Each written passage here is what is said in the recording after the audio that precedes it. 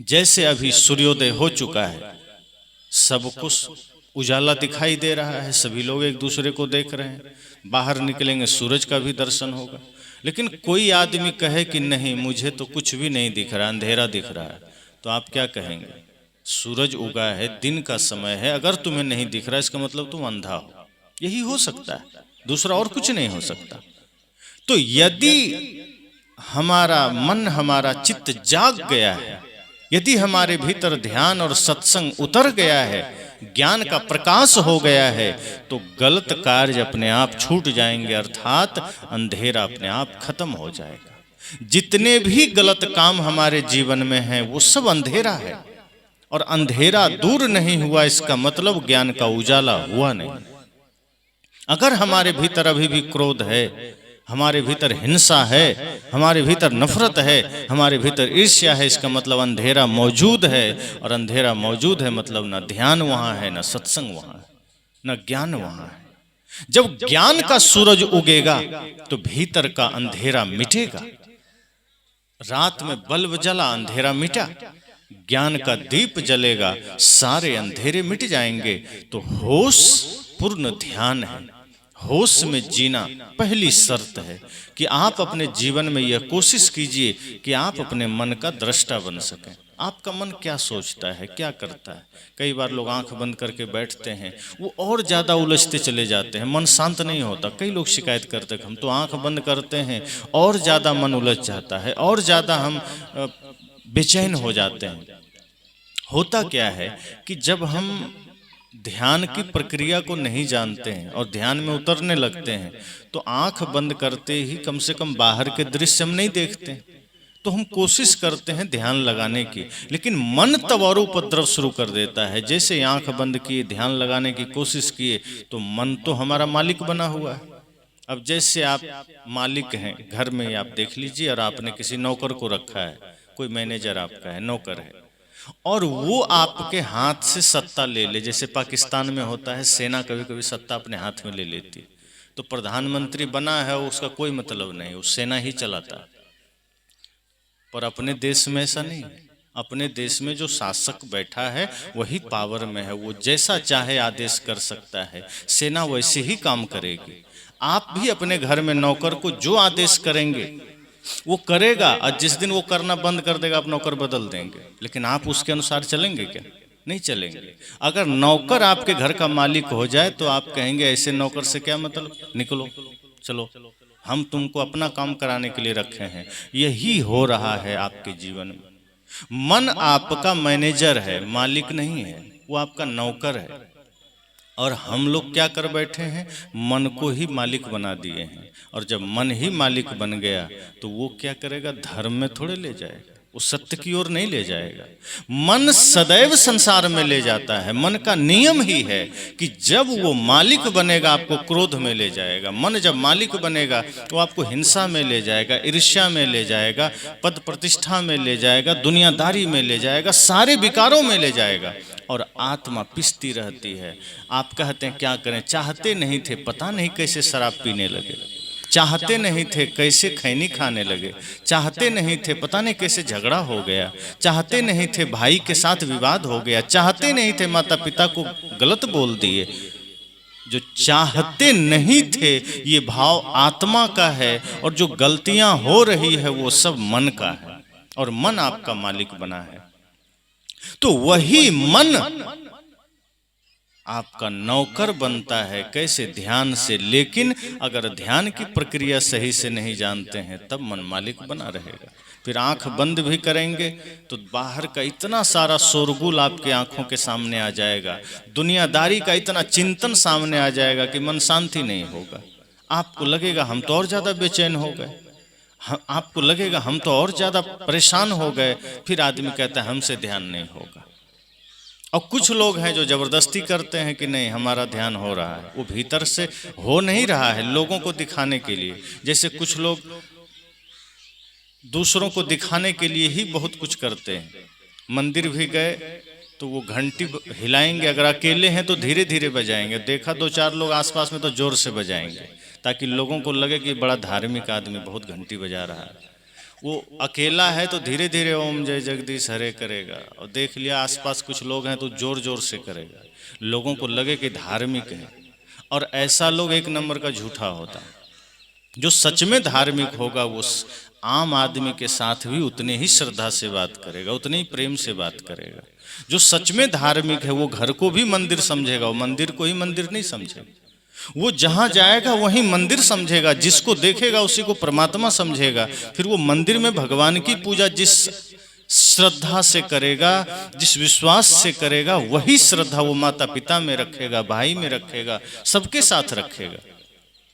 तो जब ध्यान में हम उतरने लगते हैं तो ध्यान हमारा क्यों नहीं लगता? क्योंकि ध्यान की प्रक्रिया हम नहीं जानते। इसलिए मैंने कहा ध्यान को संतों ने कहा पूर्ण होश में जीने की कला, पूर्ण होश में जीना।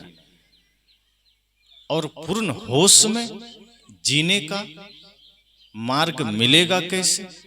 पूर्ण होश क्या है? मैंने कहा पूर्ण होश जब जीवन में आता है तो जीवन से क्रोध विदा हो जाएगा। पूर्ण होश जब आएगा तो नफरत विदा हो जाएगी, फिर आपको किसी से नफरत नहीं होगी। अगर क्रोध रहेगा भी तो सिर्फ अनुशासन के रूप में। संतों ने कहा क्रोध गलत नहीं है, लेकिन जब क्रोध आपका नुकसान करे, समाज का नुकसान करे तो गलत है। और हल्का अनुशासन, कड़क रहना, ये अनुशासन की दृष्टि से, सामाजिक दृष्टि से ठीक है। अगर आप एक सामाजिक व्यक्ति हैं, आप एक शिक्षक हैं, आप एक पिता हैं, तो वहाँ थोड़ा अनुशासन में रहना पड़ेगा, अनुशासन सिखाना पड़ेगा। वहाँ आप लचर हो जाएंगे, शांत हो जाएंगे, तो आपकी इस शांति का गलत फायदा उठा के बच्चे बिगड़ जाएंगे। जैसे एक संत, एक सांप की कहानी आपने सुना होगा कि वो काट लेता था बच्चों को और भी लोगों को जो उसके पास जाता था। तो संत ने कहा इतना पाप क्यों करते हो? तुम्हें ये जन्म मिला है और तुम लोगों को काट काट के तुम मारे चले जा रहे हो, क्यों ऐसा करते हो? कहा लोग मुझे छेड़ते हैं तो हम काटेंगे नहीं, क्या करेंगे? कहा नहीं, हिंसा मत करो, छोड़ दो ये सब मार्ग। सांप ने भी सोचा सही में एक तो सांप का जन्म मिला, हम और पाप किए जा रहे हैं, पता नहीं कब इंसान बनेंगे, अच्छा है छोड़ देते हैं। वो काटना छोड़ दिया। अब दूर से बच्चे निकल रहे हैं, बच्चों का स्वभाव तो चंचल होता है, देखा कि और दिन तो ये सांप दौड़ पड़ता था, आज शांत बैठा है, तो बच्चे थोड़ा छेड़खानी करने लगे, दूर से ढेला मारने लगे। सांप ने फिर भी जवाब नहीं दिया। बच्चों को मजा आने लगा, अरे ये सांप तो अब काटना दौड़ना सब बंद कर दिया, लगता है ये धार्मिक हो गया। फिर और खेल उसके साथ करने लगा। अब जो बच्चे आते पत्थर फेंकने लगे, अब जो भी आता उधर से वो पत्थर मार देता। 2-4 दिन बाद संत ने देखा सांप लहू लुहान सिर झुकाए बैठा है। संत ने कहा ये क्या हुआ? कहा आपकी बात माने हैं इसलिए सब हो गया। कहा क्या? कहा आपने कहा था किसी को काटना मत, इसलिए हमें सबने देख लिया कि मैं काटता नहीं हूं, तो पत्थर मार मार के मेरे सिर को ही फोड़ दिया। संत ने कहा मैंने काटने से रोका था, फुफकारने से थोड़े रोका था। थोड़ा फुफकारना तो जरूरी है ना। तुम जब तक अनुशासन में नहीं रहोगे, फुफकारोगे नहीं, काटो मत, मारो मत, लेकिन थोड़ा कड़क बन के तो रहोगे, तो तुम बचे रहोगे। तो इसीलिए सामाजिक दृष्टिकोण से अगर आप एक पिता हैं, अनुशासन में नहीं रहेंगे बच्चे बिगड़ जाएंगे। आप एक शिक्षक हैं, अनुशासन में नहीं रहेंगे, आपके सामने ही बच्चे पता चला गुटखा खाना सीख गए, आपके सामने बच्चे बीड़ी पीना सीख गए। और बहुत जगह तो शिक्षक ही बीड़ी मंगा के पी रहा है, तो बच्चे तो पिएंगे। कई जगह मैं देखता हूँ शिक्षक बच्चों से कहते हैं जाओ थोड़ा सिगरेट ले आओ, और बेचारा बच्चा कई बार नया नया जब होता है उसे लगता है कि मास्टर साहब ये क्या मंगा रहे हैं। वो गया बाजार से ले आया, अब 2 बार 3 बार 4 बार जब लाके दिया तो चौथी 5वीं बार में बच्चे को लगता है ये है क्या चीज़, एक बार हम भी ट्राई करें। तो लाते समय रास्ते में एक बार चुपके से वो भी ट्राई कर लेता है, धीरे धीरे सीख जाता है। तो ऐसे ही अगर आप एक पिता हैं तो आप कोशिश करिए अनुशासन में रहिए। तो क्रोध बुरा नहीं है, गलत जगह क्रोध करना, जहां उसकी जरूरत नहीं है वहां बुरा है।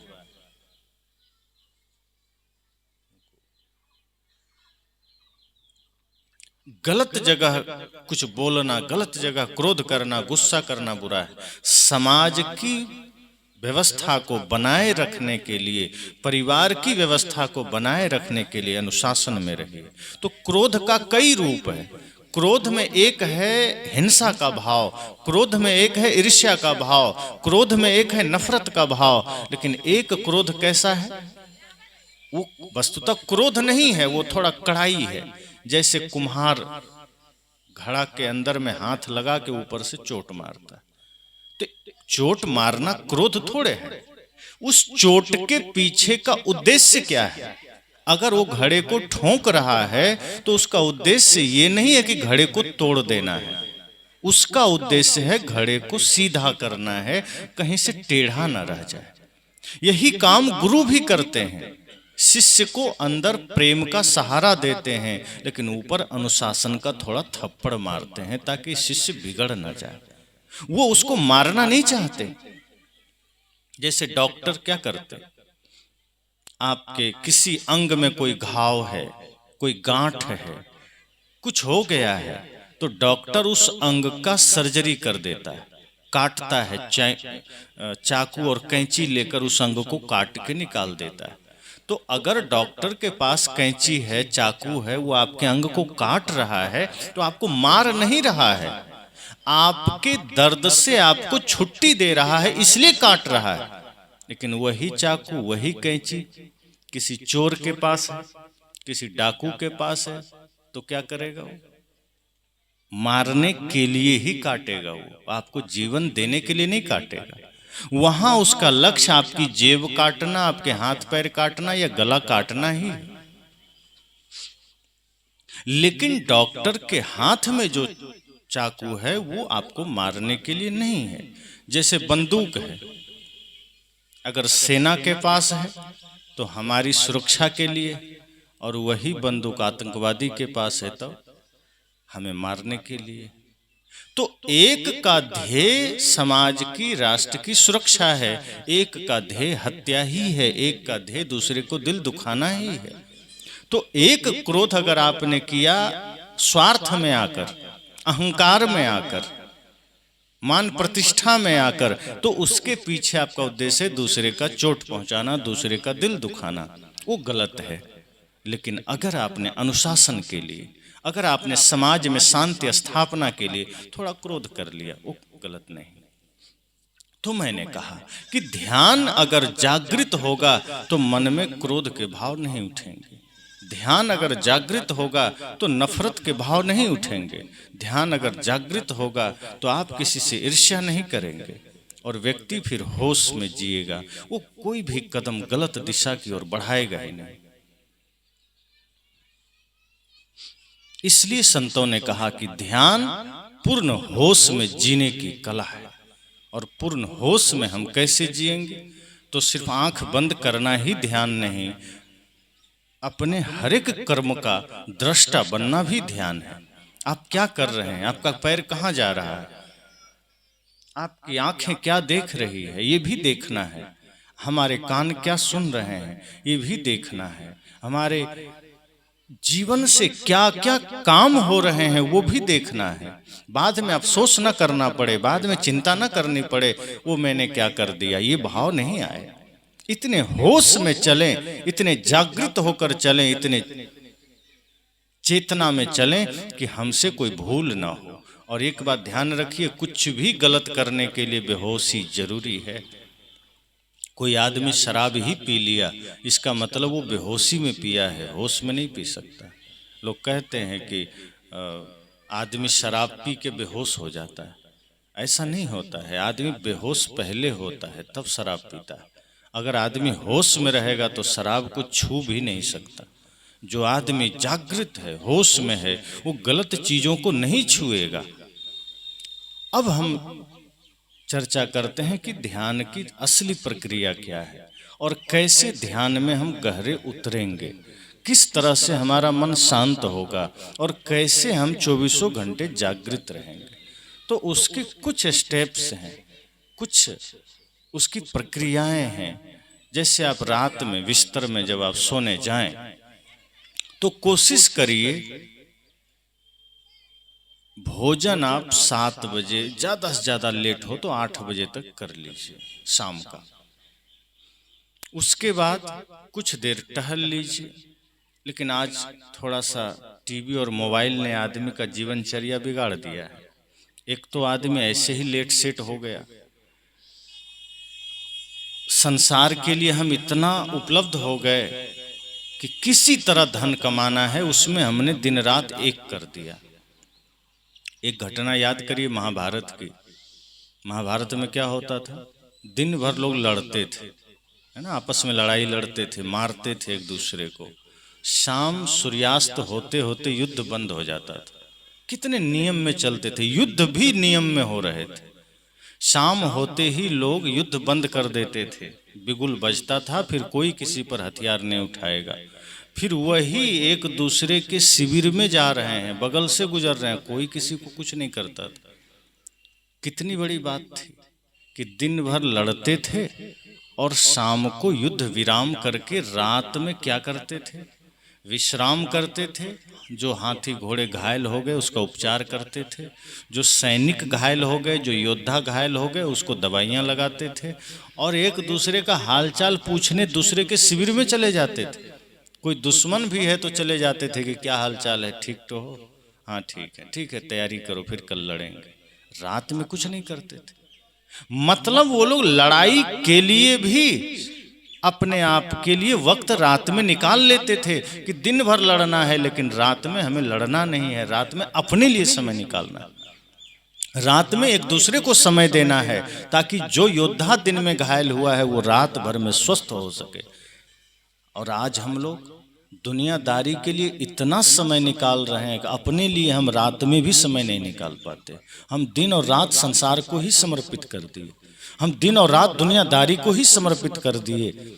इसलिए रात में कोशिश कीजिए कि शाम होते ही अपना समय आप स्वयं को दीजिए, परिवार को दीजिए, बच्चों को दीजिए, और समय से भोजन करके फिर कोशिश कीजिए कुछ बढ़िया विचार सुन लीजिए। मोबाइल हाथ में है, इसी मोबाइल से अगर आप बढ़िया विचार सुनेंगे तो मन बदलेगा, मन बदलेगा विचार बदलेगा, विचार बदलेगा जीवन बदलेगा, जीवन बदलेगा तो आप परिवार को बदल सकते हैं, समाज को बदल सकते हैं। इसी मोबाइल में आपने रात में गाना सुना, फिल्म देखा, दुनियादारी इधर से उधर किया तो मन पर बुरा असर पड़ेगा। तो इस तरह से थोड़ा थोड़ा सकारात्मक होते होते और 9:30-10 बजते बजते बिस्तर में चले जाइए। किस प्रक्रिया से आप मन पर विजय पा सकते हैं, किस प्रक्रिया से ध्यान को उपलब्ध हो सकते हैं, मैं वो बता रहा हूँ। और बिस्तर में जब जाइए तो पहले 5 मिनट आप बैठ जाइए, पद्मासन हो, सुखासन हो, कोई भी आसन, सिद्धासन में बैठ जाइए, नेत्र बंद कीजिए और सुबह से लेके शाम रात तक का पूरा एक चित्र देखिए कि सुबह से शाम आपने क्या किया। अगर कुछ अच्छा किया तो सोचिए कि मैं कल पुनः अच्छा करूंगा। और माता पिता गुरु भगवान को धन्यवाद है जिनकी कृपा से मैं अच्छा कर पाया। बड़े भाग्य से, बड़े ही अहोभाव के साथ कोई भी काम करिए, उसका श्रेय माता पिता गुरु भगवान को दीजिए कि नहीं मैंने कुछ नहीं, उनकी कृपा से मैंने किया है। और जो गलती करिए तब मत कहिए कि भगवान ने करवाया, तब कहिए कि नहीं मेरी कमजोरी से हुआ, मेरे अपनी दुर्बलता से हुआ। इस तरह से विचार करके फिर सोचिए कि बुरा क्या हुआ मुझसे, दिन भर में मैंने गलत क्या किया। अगर लगे कि मैंने किसी का दिल दुखाया, लगे कि मैंने किसी का हक छीना, लगे कि माता पिता गुरु का अनादर हो गया मुझसे, लगे कि किसी बच्चे को मेरे वजह से दुख हुआ, किसी भी तरह की कोई गलती दिन भर में हुई, तो आंख बंद करके ये हाथ जोड़ करके मनोभाव में ऐसा सोचिए कि जो भूल मुझसे हुई है, जो गलतियां मुझसे हुई है, यदि मैं कल का सूरज देख पाया तो ये भूल मैं कल नहीं करूंगा। और इसके लिए मैं माता पिता गुरु भगवान से क्षमा चाहता हूँ। उसके बाद आप लेटिए, और लेटना भी है तो शवासन में पीठ के बल, और दोनों हाथ सीधा और शरीर को ढीला छोड़ दीजिए, नेत्र बंद कर लीजिए और सोचिए कि मैं आत्मा हूँ, ये मेरा शरीर मेरा घर है, प्रकृति ने दिया है, कब तक मेरे पास है कोई नहीं जानता। कोई बुढ़ापे में जाके छोड़ता है, कोई जवानी में ही छोड़ देता है, कोई बचपना में छोड़ देता है, कोई माँ के गर्भ में ही छोड़ देता है। इस शरीर का कोई भरोसा नहीं, इस शरीर का कोई ठिकाना नहीं। तो ये शरीर मेरा घर है, मैं इसमें रहने के लिए आया हूँ और रहने नहीं, कुछ काम करने आया हूँ। ये शरीर मिला है मुक्ति तक जाने के लिए, भक्ति में जाने के लिए। शरीर मिला है धर्म पथ पर चलने के लिए। ये शरीर सिर्फ खेलने खाने के लिए नहीं मिला है। नेत्र बंद रखिए और सोचिए कि क्या ये शरीर नफरत के लिए मिला है? क्या ये शरीर घृणा के लिए मिला है? क्या ये शरीर सिर्फ धन के पीछे भागने के लिए मिला है? नहीं, ये शरीर मुझे मुक्ति के लिए मिला है। ये शरीर मुझे समाज राष्ट्र कल्याण के लिए मिला है। इस शरीर को हम गलत इस्तेमाल नहीं करेंगे। हम आज तक सिर्फ क्रोध ही तो कर रहे हैं, हम आज तक सिर्फ नफरत ही तो कर रहे हैं। हम एक दूसरे से नफरत करके कहाँ जाएंगे? इस तरह सोचकर फिर सोचिए, मैं चेतन हूँ, मैं आत्मा हूँ, मैं इससे अलग हूँ। ये मेरा घर है, मैं चेतन हूँ, आत्मा हूँ, मैं इससे अलग हूँ। एक दिन जब मृत्यु आएगी, ये शरीर को लोग मरघट ले जाएंगे, जला देंगे। ये शरीर जो आज इतना बड़ा मेरे साथ है, ये एक दिन एक मुट्ठी राख हो जाएगा, मिट्टी में मिल जाएगा, लेकिन तब भी मैं रहूंगा, क्योंकि नैनन छिंदन्ति शस्त्राणि नैनन दहति पावका न चैनम क्लेदन्त्यापो न शोष्यति मारुता। क्योंकि आत्मा कभी मरती नहीं है। इसे न तो शस्त्र काटते हैं, न अग्नि जलाती है, न पानी बहा सकता है, डुबा सकता है, न हवा उड़ा सकती है। तो आत्मा अजर है, अमर है। मैं वही चेतन आत्मा हूँ। शरीर मुझे मिला है कल्याण करने के लिए, प्रेम के मार्ग में चलने के लिए, भक्ति के मार्ग में चलने के लिए। इस तरह सोचते सोचते कि शरीर तो मेरा है ही नहीं, इस शरीर का उपयोग मुझे सेवा में करना है। और धीरे धीरे आप देखेंगे कि जब इस तरह का चिंतन करेंगे कि मैं शरीर नहीं, मैं आत्मा हूँ, शरीर मुझसे अलग है। पहले पिछले जन्म में मेरे पास कोई और शरीर था, इस जन्म में ये शरीर मिला, आगे फिर कोई और शरीर मिलेगा। इस शरीर तो कपड़ा है जो बदलते रहता है। धीरे धीरे आप पाएंगे, आपको गहरी नींद आ जाएगी। और जब गहरी नींद आएगी तो उस रात आप कोई सपना नहीं देखेंगे। अभी तो सपने बहुत आते हैं। सपने कब आते हैं? जब व्यक्ति गहरी नींद में नहीं होता है, दुनिया भर का चिंतन करता है। जब हम अर्ध निद्रा में होते हैं, बल्कि तंद्रा में, तो स्वप्न आते हैं। और स्वप्न में फिर आप कुछ भी देख लेते हैं। मरघट में दौड़ रहे हैं तो राजा बन गए हैं, तो सांसद बन गए, तो बाजार में घूम रहे हैं तो कोई मार रहा है, कोई दौड़ रहा है, भूत पकड़ लिया तो ये हो गया। दुनिया भर की कल्पनाएं सपने में देखते हैं, कुछ भी अंत संत देख रहे हैं और परेशान हो रहे हैं। लेकिन जब इस चिंतन से आप गुजरेंगे, उस रात आपको कोई सपना नहीं आएगा। आप बड़े शांति से सोएंगे, एक नींद में आपकी सुबह हो जाएगी। और जब सुबह नींद खुलेगी तो आपको बड़ा तरोताजा महसूस होगा, लगेगा जैसे मैंने कोई नया जीवन पाया है। न सिर पर कोई बोझ, न मन में कोई दुख तकलीफ, न कोई टेंशन, सारे टेंशन खत्म। आपको लगेगा जैसे कि सुबह का एक नया सूर्योदय है, एक नया जीवन है। और फिर सुबह उठते ही माता पिता गुरु भगवान को धन्यवाद दीजिए कि आपकी कृपा से मैंने पुनः एक नया दिन पाया। और वही प्रक्रिया करके धीरे से पुनः वही संकल्प कि आज मैं अच्छा ही अच्छा करूँगा, मैं कोई भूल नहीं करूँगा। ये जीवन मुझे समाज के लिए मिला है, राष्ट्र के लिए मिला है, माता पिता गुरु की सेवा के लिए मिला है। ये मुख जिससे मैं गुरु का नाम लेता हूँ, इसी मुख से मुझे गाली नहीं निकालना है। ये मुख जिसमें मैं प्रभु का प्रसाद ग्रहण करता हूँ, इस मुख से मुझे नशा, दुर्व्यसन और मांस मछली ग्रहण नहीं करना है। मुझे दिव्य जीवन जीना है, राक्षस का जीवन नहीं जीना है। जो भी व्यक्ति मांसाहार करता है, संत कहते हैं फिर वो राक्षस वही तो है जो जुआ खेलता है, शराब पीता है, नशा करता है, मांस खाता है। पहले इन्हीं लोगों को राक्षस कहा जाता था। आज जो काम कर रहा है वो आज राक्षस है। इसलिए मुझे इंसान बनकर जीना है, मुझे दिव्य बनकर जीना है। और इस संकल्प के बाद आप कुछ देर ध्यान अब शुरू करिए। अब समझ में आती है बात कि ध्यान कैसे करें। तो बड़े ही इसके लिए कबीर साहब ने सहज ध्यान की बात कही। और उन्होंने सहज ध्यान ये कहा कि हमारा मन उपद्रव करता है, इसलिए तन को थोड़ा साधना में उतारना है, लेकिन मन का दृष्टा बनना है। मैंने पहले कहा था कि मन सारे उपद्रव का कारण है, मन सारे समस्याओं का कारण है। परिवार के झगड़े हों चाहे समाज के झगड़े हों, उन सब का कारण आपका मन है। क्योंकि आप किसी से डायरेक्ट थोड़े लड़ते हैं, पहले मन में झगड़ा शुरू होता है, और वो मन का झगड़ा जब बाहर आता है विचारों में, तब आदमी उठापटक शुरू कर देता है, हाथापाई शुरू कर देता है, गाली गलौज करने लगता है। तो उस मन का दृष्टा बनना है। आंखें बंद करिए, आती जाती श्वास पर मन को ठहराइए। ये साधन है मन को रोकने का, कि मन जैसे आंख बंद किए, श्वास आ रही है जा रही है, तो उस पर मन को ठहराइए कि श्वास आ रही है जा रही है। श्वासों के साथ मन को एक कर दीजिए। आपका मन उन आती जाती श्वासों में लीन हो जाए, ताकि मन का संपर्क बाहर दुनिया से कट जाए। जब तक मन का संबंध बाहर संसार से है, तभी तक मन उपद्रव कर रहा है, तभी तक मन को शक्ति मिल रही है। और जैसे ही मन को हम श्वासों में केंद्रित करते हैं, बाहर से मन का संपर्क हटता है, ध्यान घटित होने लगता है। और आप पाएंगे जिस क्षण मन सांसों में लीन हुआ, आपके शरीर में एक अजीब सी आनंद की अनुभूति होने लगेगी, एक कंपन सा महसूस होने लगेगा, और लगेगा कि वाह क्या आनंद है, क्या अनुभूति है।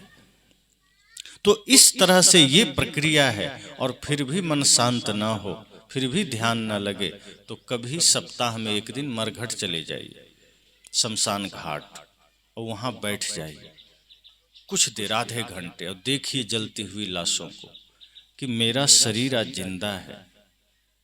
कल वो भी जिंदा था जो जल रहा है, वो भी इसी तरह जी रहा था, खा रहा था, आज वो जल रहा है। तो क्या हम नहीं जलेंगे? हम भी तो जलेंगे, हम भी तो वहां पहुंचेंगे। अंतिम ठिकाना तो मसान ही है।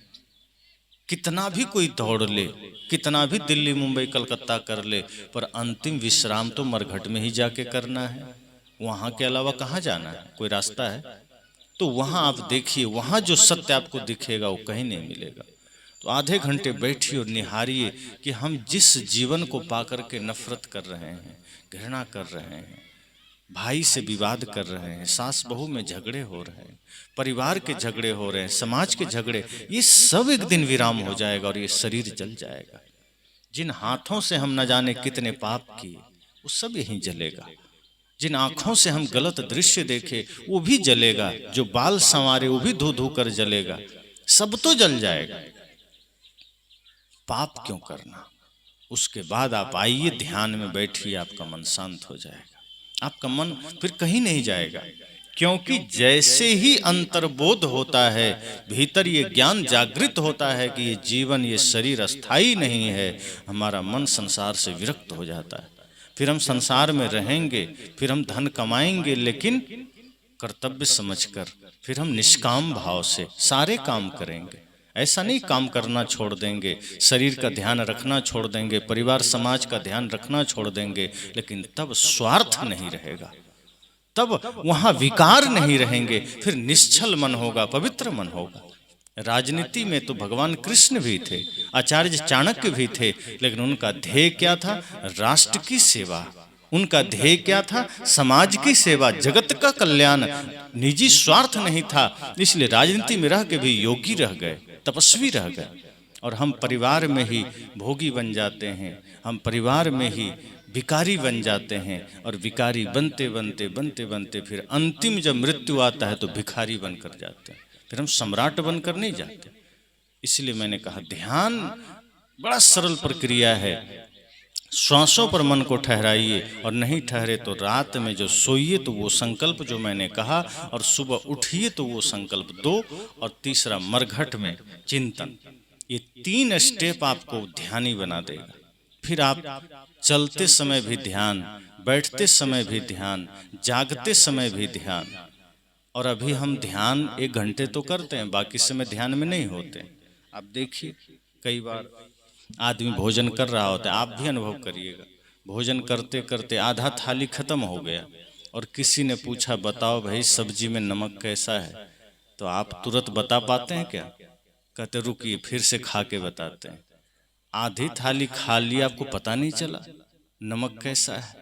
अब आप कह रहे हैं रुकिए रुकिए एक बार फिर खा के बताते। मतलब आधे थाली भोजन आपने ऐसे ही खा लिया, आपका मन कहीं और घूम रहा था और मन मौजूद नहीं था, तो भोजन फिर जहर ही तो है। ऋषियों ने भोजन को ब्रह्म कहा है, अन्न को ब्रह्म कहा है, अन्नम ब्रह्म। तो जब भोजन करिए पूरी एकाग्रता से, पूरी निष्ठा से, वही बेहोशी की अवस्था है। और जागृति कब है? जब किसी ने कहा कि नमक कैसा, और आपने कहा रुको खा के बताता हूँ, तो आप जाग गए। अब आपको पता चल गया, अब आप मौजूद हैं, अब आप उस उपस्थित हैं, अब आप दृष्टा हैं कि मैं जो कर रहा हूँ वो मैं देख रहा हूँ। अभी आपका भोजन चल रहा था, क्योंकि हाथ को पता है मुख कहाँ है, हाथ मिला रहा है, डाल रहा है, दांत को पता है क्या करना है, जीभ को पता है क्या करना है, लेकिन आपका मन कहीं घूम रहा है। वो कह रहे नहीं, मुझे वहाँ मौजूद नहीं रहना है, मुझे अपना काम करना है। मतलब खाते समय भी हम मौजूद नहीं होते हैं। सत्संग में है, शरीर बैठा है, आँख कान नाक सब यहाँ है, मन कह दिया कि तुम बैठो, हम थोड़ा बाहर घूम आते हैं। मन बैठना नहीं चाहता। आप घर में काम कर रहे हैं, मन कहता है तुम काम करो मैं चलता हूँ। तो ये जो अवस्था है, उसी में आदमी कभी भी शांत नहीं हो पाता, कभी भी कुछ लाभ नहीं ले पाता। हम जहाँ होते हैं वहाँ पूरा हो नहीं पाते।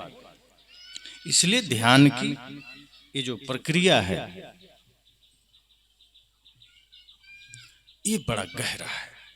और गहरा ध्यान जब हमारे जीवन में उतरता है, तब फिर सही मायने में हम होश में जीने लगते हैं। और यही होश को हम ध्यान भी कहते हैं।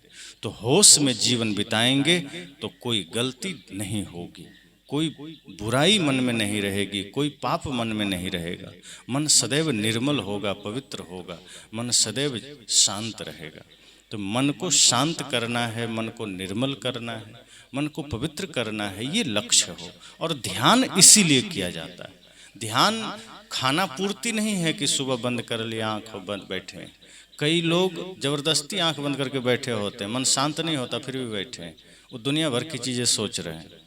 आँख बंद कर लिए सो रहे हैं, सोच रहे हैं, यहाँ वहाँ मन घूम रहा है, वो ध्यान नहीं है। उससे अच्छा 5 मिनट करिए, लेकिन इतनी तल्लीनता से करिए कि वो ध्यान आपके विकार मिटा सके। अब देखिए, पहले के ऋषि मुनि ध्यान करते थे तो लोग कहते थे ना कि ध्यान में बैठे हैं और कोई ध्यान भंग कर दिया तुरंत श्राप दे देते थे। तो फिर ध्यान कैसा?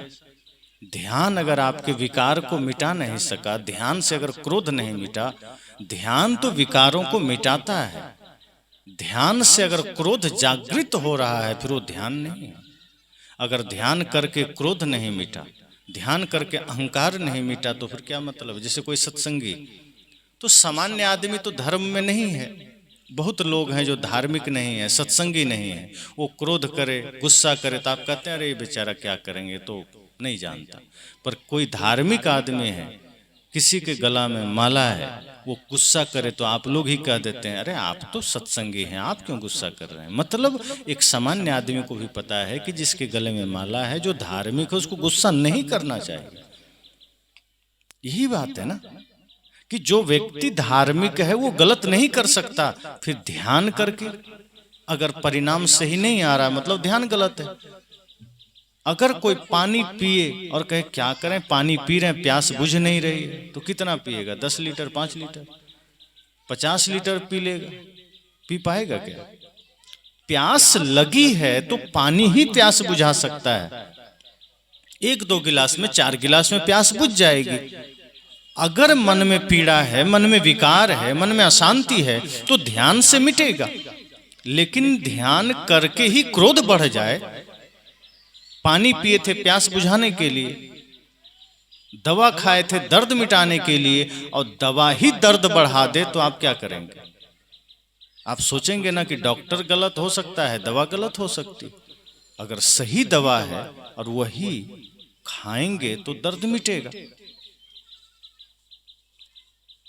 लेकिन दर्द बढ़ गया, सत्संग करके अहंकार बढ़ गया, ध्यान करके अहंकार बढ़ गया, क्रोध बढ़ गया, मतलब ध्यान किया ही नहीं। अगर ध्यान करके अहंकार आ गया तो वो ध्यान नहीं हुआ। सत्संग करके घमंड आ गया, वो सत्संग नहीं हुआ। इसलिए संत जन कहते हैं ध्यान का अर्थ है 24 घंटे होश में जीना। आप अपने मन का दृष्टा बन जाइए। अभी आदमी दूसरों का दृष्टा है, पड़ोसी क्या कर रहा है, उसका बेटा क्या कर रहा है, दूसरा का जमीन कितना है, दूसरे ने कौन सी गाड़ी खरीदा, दूसरे ने कौन सा मोबाइल खरीदा, हम ये दृष्टा बने हुए हैं। हो सकता है हम खुद अपने बारे में नहीं जान रहे हैं, लेकिन दूसरा आदमी आपके बारे में ज़्यादा जानता है। आपको अपना पता नहीं है, लेकिन आपको दूसरे का पूरा पता है। कई बार अपना खेत का पूरा हिसाब नहीं होता, पर दूसरे का खेत कितना है पूरा हिसाब होता है। अपना गाय कितना दूध दे रहा है पता नहीं, दूसरे का गाय कितना दूध दे रहा है पता है। अपना बेटा क्या पढ़ रहा है पता नहीं, पर दूसरे का बेटा क्या पढ़ रहा है पता है। तो हम दूसरे का दृष्टा बनते हैं कि दूसरा क्या कर रहा है, और दूसरा यदि सफल हो रहा है तो हमें दुख हो रहा है, दूसरा यदि खुश है तो हमें दुख हो रहा है। हम दूसरों के वजह से सुखी और दुखी होने लगते हैं। तो जब मन में यह भाव जागृत होगा कि नहीं, मुझे अपना दृष्टा बनना है, अपने मन का दृष्टा बनना है कि मेरा मन क्या कर रहा है, दूसरा क्या कर रहा है करने दो। दूसरा अगर खा रहा है उसका पेट भरेगा, श्वास ले रहा है वो जिएगा, वो गलत कर रहा है पाएगा परिणाम। हम क्या कर रहे हैं, हमारा मन क्या कर रहा है, हमारा विचार कैसा है, ये हमें सोचना है, उस पर हमें चलना है। अगर हम चलते हैं तो उसका फल हमें मिलेगा। जैसे अभी खेत में आपने मक्का बोया है तो मक्का ही काटेंगे। मक्का बो के अब कोई सोचे कि अब गेहूं काटना है तो होगा। आपने बोया मक्का है तो मक्का काटेंगे, गेहूं बोएंगे तो गेहूं काटेंगे। तो जो आप करेंगे वो आपको मिलेगा, जो दूसरा करेगा दूसरे को मिलेगा। हमें ये सोचना ही नहीं कि हमें दूसरे ने क्या किया, दूसरे ने क्या किया, करने दो दूसरे को। आप सही काम करके ही दूसरे को प्रेरणा दे सकते हैं। इसलिए सत्संग और ध्यान ये सिर्फ 1-2 घंटे की बात नहीं है कि 1-2 घंटे कर लिए छुट्टी हो गई। ध्यान और सत्संग 24 घंटे की बात है। सदगुरु कबीर तो कहते हैं, जहां जहां डोलो सो परिक्रमा, जो कुछ करो सो पूजा। आप जितनी देर भी ध्यान सत्संग करते हैं करिए, लेकिन बाकी समय घर में इस भाव से रहिए कि आप मंदिर में हैं। इस भाव से रहिए कि आप मुसाफिर खाना में हैं। आपका घर आपके भाव से मंदिर बन सके, शरीर आपके लिए मुसाफिर खाना बन सके। इस शरीर मुसाफिर खाना ही है, सराय है, आज है कल छोड़ देना है। और जब आप इस भाव से रहेंगे तो आप हर काम बढ़िया से करेंगे। फिर आप घर में झाड़ू लगाएंगे तो आपको लगेगा कि हमने मंदिर में झाड़ू लगाया। फिर आप भोजन बनाएंगे तो आपका भोजन बनाना पूजा हो जाएगा। सड़क साफ करेंगे तो आपको लगेगा कि हमने मंदिर में झाड़ू लगाया, क्योंकि उसी सड़क में न जाने कितने जीव गुजरते हैं, कितने लोग गुजरते हैं। सब भगवान ही तो है, सब में परमात्मा ही तो बैठा है। तो जब आप दुकान पर होते हैं तब भी ये भाव रखिए कि ग्राहक हमारा भगवान है। जब आप घर में हैं तो भाव रखिए कि माता पिता गुरु और हमारे बच्चे हमारे भगवान हैं, पड़ोसी भगवान हैं। जहां किसी से मन ना मिले तो उपेक्षा कर दीजिए, नफरत नहीं करना है। अगर किसी से व्यवहार नहीं बना, कोई आदमी सही भाव का नहीं है, उससे आपको नुकसान हो रहा है, तो उसकी उपेक्षा कर दीजिए, उस पर दिमाग नहीं लगाइए, उस पर मन को खर्च मत करिए, अपनी एनर्जी उसमें वेस्ट मत करिए।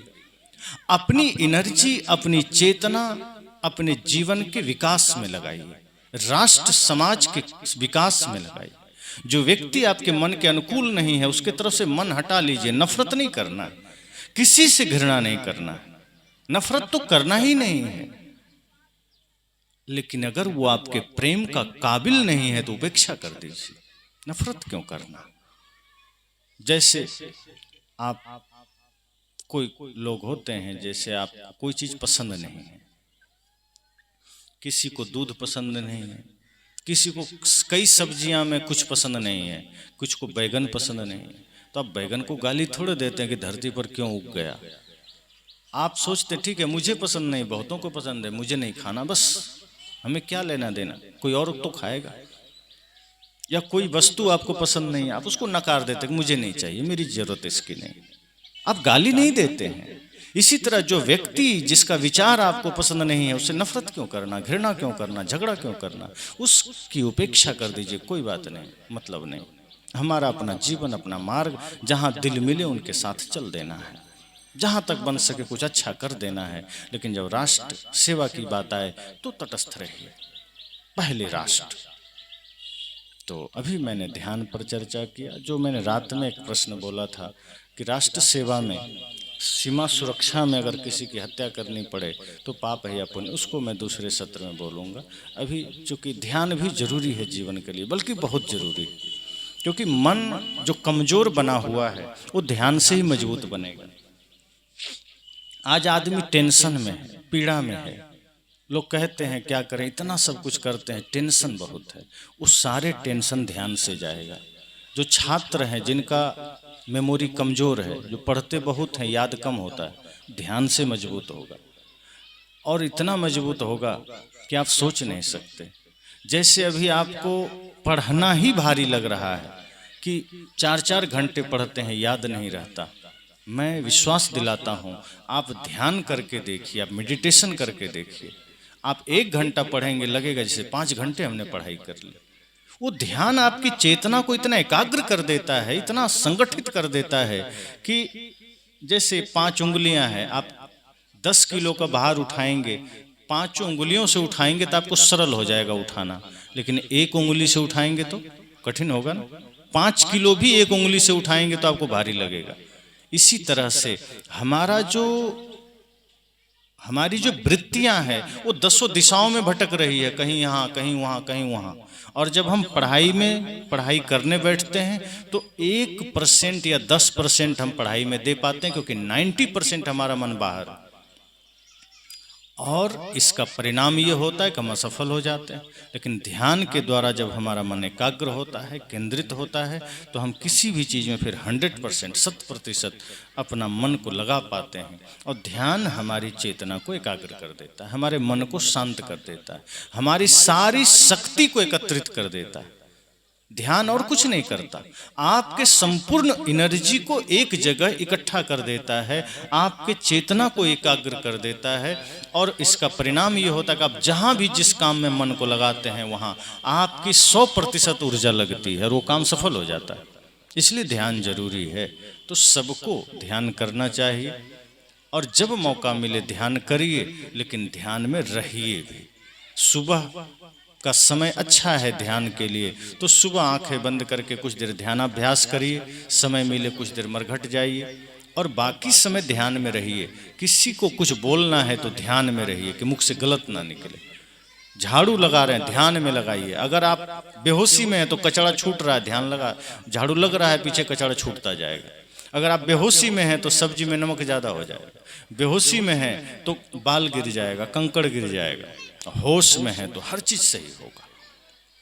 तो होश ध्यान का ही नाम है, और ध्यान जीवन के लिए अत्यंत आवश्यक है। इसलिए